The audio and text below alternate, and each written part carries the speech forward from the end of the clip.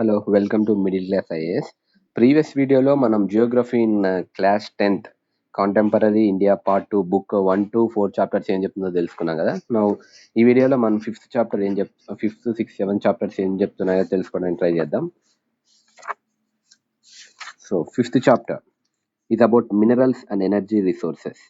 First of all మనకి minerals అంటే ఏంటి మనకి తెలిసి బేసిక్గా మినరల్స్ అనేది ఒక హోమోజీనియస్ న్యాచురలీ వచ్చే ఒక సబ్స్టెన్స్. ఆ సబ్స్టెన్స్ కంటూ కొన్ని chemical properties and physical properties ఉంటాయి. ఆ ప్రాపర్టీస్ మీద బేస్ అయ్యి అవి వాటిని మనం మన డే టు డే లైఫ్లో మనం ఉపయోగించుకుంటాం. For example one of the mineral is iron. Iron అనేది ఒక మినరల్. దానికంటూ ఒక ఫిజికల్ స్ట్రక్చర్ కానీ ఒక physical properties and chemical properties ఉన్నాయి. సో వాటి వల్ల మనం ఏం చేస్తామంటే మనము ఎనీ సబ్స్టెన్స్ ఫర్ ఎగ్జాంపుల్ ఐరన్తో మేడప్ ఆఫ్ అయింది లైక్ ఐరన్ స్కేల్ ఉంటుంది which is use to draw the margins. So ఇలా మినరల్ అనేది ఒక న్యాచురలీ వచ్చే సబ్స్టెన్స్, దానికంటూ కొన్ని కెమికల్ ప్రాపర్టీస్ ఉంటాయి. సో ఈ ఫిఫ్త్ చాప్టర్ కూడా మెయిన్లీ టర్మినాలజీ మీద బేస్ అయి ఉంటుంది. సో దట్ వాటి కోసం బుక్ చదివితే మనకి క్లియర్ ఇన్ఫర్మేషన్ ఉంటుంది.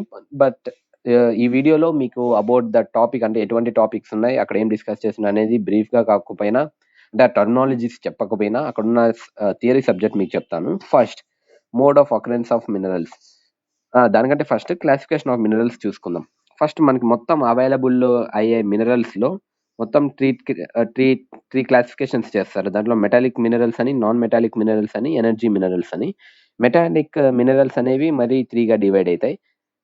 ఫెర్రస్ మినరల్స్ అంటే ఆ మినరల్స్లో ఐరన్ కంటెంట్ ఉంటుంది. ఫర్ ఎగ్జాంపుల్ ఐరన్ ఓర్ కానీ, మ్యాంగనీస్ కానీ, నికెల్ కానీ, కోబాల్ట్ కానీ ఎక్సెట్రా. నాన్ ఫెర్రస్ మినరల్స్ అంటే అందులో ఐరన్ కంటెంట్ ఉండదు, లైక్ కాపర్, లిడ్, టిన్, బాక్సైట్ ఎక్సెట్రా. ప్రీషియస్ మినరల్స్ ఉంటాయి, గోల్డ్, సిల్వర్, ప్లాటినం ఇలా.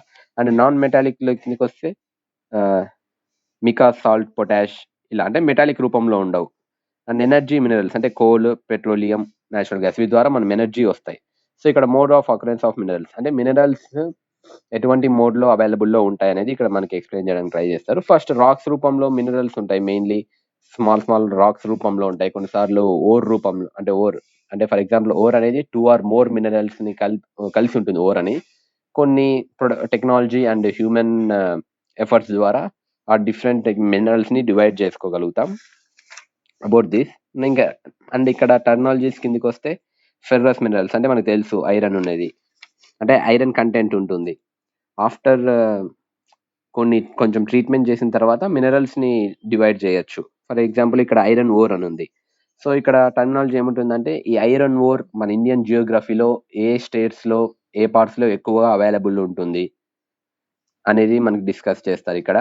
అండ్ అలాగే మ్యాంగనీస్ సేమ్ ఇది కూడా టెక్నాలజీ ప్రోటే ఏ స్టేట్స్లో ఎక్కువగా ఇది అవైలబుల్ అవుతుంది. అండ్ నాన్ ఫెర్రస్ మినరల్స్ కిందకి వస్తే కాపర్ ఏ స్టేట్స్లో ఏ జియోగ్రాఫికల్ కండిషన్స్లో అది ఎక్కువ అవైలబుల్గా ఉంటుంది అని వాటి యొక్క ప్రాపర్టీస్ ఏంటి. Bauxite and non metallic minerals Micah and rock minerals lime stone ఇవన్నీ ఏంటంటే ఆ మినరల్ ఏ స్టేట్లో ఎక్కువ అవైలబుల్గా ఉంటుంది అనేది చెప్తారు, అది టెక్నాలజీ.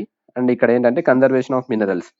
సో మనం మినరల్స్ని కన్జర్వ్ చేయాలి, ఎందుకంటే I mean these all minerals are ఏంటంటే అవి రెన్యూవబుల్ రిసోర్సెస్ కాదు, అంటే నాన్ రెన్యూవబుల్ రిసోర్సెస్. అంటే ఒకసారి మనము కన్జ్యూమ్ చేసిన తర్వాత అది తిరిగి ఫామ్ అవ్వడానికి సమ్ మిలియన్స్ ఆఫ్ టైం పట్టొచ్చు, కొన్నిసార్లు అసలు ఫామ్ కాకపోవచ్చు. సో దట్ ఆ మినరల్స్ అనేది మన సస్టైనబుల్ డెవలప్మెంట్ మెథడ్లో దాన్ని యూస్ చేసుకోవాలంటే మన నీడ్స్ని యూస్ చేసుకుంటూ ఫ్యూచర్ కోసం కూడా వాటిని ఉంచాలి అనేది చెప్తారు అక్కడ. అండ్ అలాగే నా ఎనర్జీ రిసోర్సెస్ మనం మాట్లాడుకున్నాం అక్కడ కోల్, పెట్రోలియం, న్యాచురల్ గ్యాస్ అని. ఏదైనా ఒక మిషన్ వర్క్ అవ్వాలంటే ఎనర్జీ కావాలి. ఫర్ ఎగ్జాంపుల్ ఇక్కడ ఒక ఫ్యాన్ ఉంది, ఆ ఫ్యాన్ తిరగాలంటే ఎనర్జీ కావాలి. ఆ ఫ్యాన్ మూవ్ అవ్వాలంటే ఎనర్జీ కావాలి. ఒక వెహికల్ ఉంది, వెహికల్ మూవ్ అవ్వాలంటే ఎనర్జీ కావాలి. సో ఆ ఎనర్జీస్ అన్ని ఎక్కడి నుంచి వస్తున్నాయి అనే దాని గురించి ఇక్కడ మనకి ఎక్స్ప్లెయిన్ చేస్తారు. కన్వెన్షనల్ సోర్స్ ఆఫ్ ఎనర్జీ అంటే కన్వెన్షనల్ కిందకి ఏమేమి వస్తాయి. Coal resources, coal reserves Indian జియోగ్రఫికల్లో ఏ స్టేట్స్లో ఎక్కువ ఉంటుంది అనేది డిస్కస్ చేస్తారు. అండ్ అలాగే పెట్రోలియం గురించి కూడా, న్యాచురల్ గ్యాస్ గురించి కూడా, ఎలక్ట్రిసిటీ గురించి కూడా డిస్కస్ చేస్తాను, అంటే ఏ స్టేట్స్లో ఎక్కువ అవైలబుల్లో ఉంటుందని. అండ్ అలాగే non conventional source of energy అంటే ఫర్ ఎగ్జాంపుల్ ఇప్పుడు కోల్, పెట్రోలియం ఇవి ఉన్నాయి కదా, ఇవన్నీ ఏంటంటే ఇవి కూడా they are also non renewable.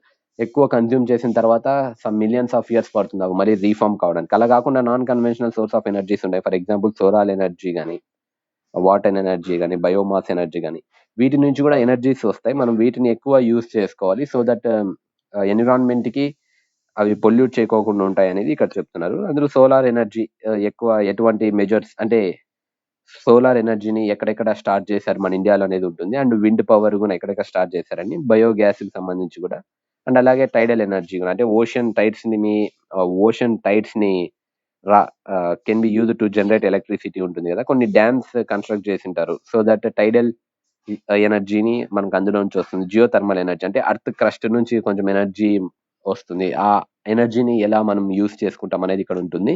And అలాగే conservation of energy resources, same ఇవి కూడా మినరల్స్ లాగే లైక్ అవి ఉంటాయి కన్వెన్షనల్ సోర్సెస్. అవేంటంటే ఒకసారి మనం యూస్ చేసుకుంటే అవి మళ్ళీ రీక్రియేట్ అవ్వడానికి చాలా టైం పడుతుంది. సో దట్ వాటిని కరెక్ట్ గా మనం యూస్ చేసుకోవాలి. అండ్ అలాగే న్యూ టెక్నాలజీస్ ని తీసుకురావాలి for using non conventional source of energies. So this about the fifth lesson. ఇక్కడ మీరు చూస్తే ఇక్కడ కొంచెం వైట్ పేజ్ వచ్చింది. అంటే ఇక్కడ ఇది సిక్స్త్ లెసన్ అనమాట, మ్యానుఫ్యాక్చరింగ్ ఇండస్ట్రీ అని. తెలుసు మనకు మ్యానుఫ్యాక్చరింగ్ ఇండస్ట్రీ అంటే ఒక రా మెటీరియల్ ని ఫినిష్ గుడ్ గా కన్వర్ట్ చేసే ఇండస్ట్రీ.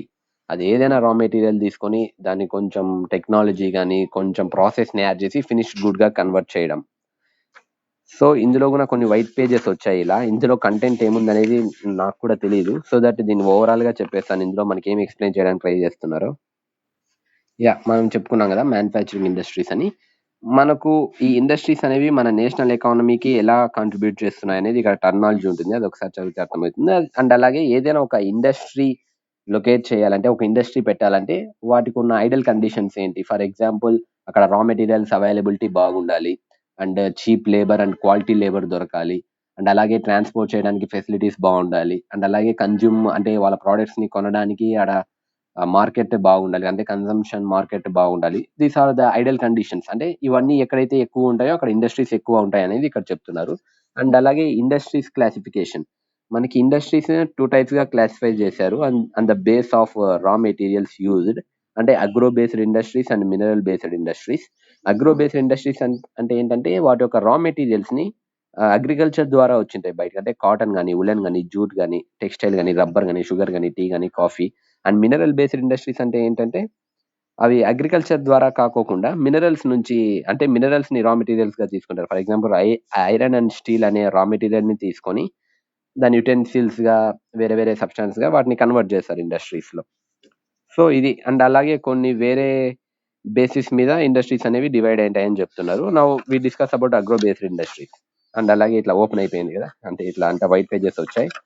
అంటే ఈ వైట్ పేజెస్ లో ఏం లేదు, కాటన్ ఇండస్ట్రీ ఉంటుంది, టెక్స్టైల్ ఇండస్ట్రీ ఉంటుంది, jute textile industries, sugar industries, ఇవన్నీ ఎక్కడ విచ్ స్టేట్ లో ఎక్కువ జరుగుతున్నాయి అనేది ఇక్కడ ఉంటుంది. అండ్ అలాగే మినరల్ బేస్ ఇండస్ట్రీ కూడా same, iron and steel industry. వీటి యొక్క iron and steel industries locations మన ఇండియన్ స్టేట్స్ లో ఎక్కడ ఎక్కువ ఉంది, అండ్ హౌ మచ్ క్వాంటిటీలో వాళ్ళు దాన్ని ప్రొడక్షన్ చేస్తున్నారు అనేది ఉంటుంది. అల్యూమినియం స్మెల్టింగ్ సేమ్, అల్యూమినియం తయారు చేసి అంటే ఏ స్టేట్స్ లో ఎక్కువ ఉంటుంది, దాని రా మెటీరియల్ గా ఏం తీసుకుంటారు అల్యూమినియం తయారు చేయడానికి అనేది ఇక్కడ ఉంటుంది. బాక్సైట్ అనే ఒక మినరల్ ని అల్యూమినియం తయారు చేయడంలో రా మెటీరియల్ గా తీసుకుంటారంట. అండ్ అలాగే chemical industries, fertilizer industries, cement industries, automobile industries, information and technology industries, వీటన్నిటిని ఏ స్టేట్స్ లో ఏ సిటీస్ లో ఎక్కువ వాటి ప్రొడక్షన్ జరుగుతుంది అండ్ ఎంత క్వాంటిటీలో ప్రొడక్షన్ జరుగుతుంది అనేది టర్మినాలజీ ఉంటుంది. అది ఒకసారి బుక్ చూస్తే మీకు క్లియర్ గా అర్థమవుతుంది. అండ్ అలాగే నెక్స్ట్ ఈ ఇండస్ట్రీస్ ఉన్నాయి కదా, అగ్రో బేస్డ్ ఇండస్ట్రీస్ కానీ, మినరల్ బేస్డ్ ఇండస్ట్రీస్ కానీ, వీటి వల్ల చాలా పొల్యూషన్ అనేది వస్తుంది అనమాట. ఆ పొల్యూషన్ అనేది air pollution, water pollution, thermal pollution, noise pollution గా ఉంటాయి.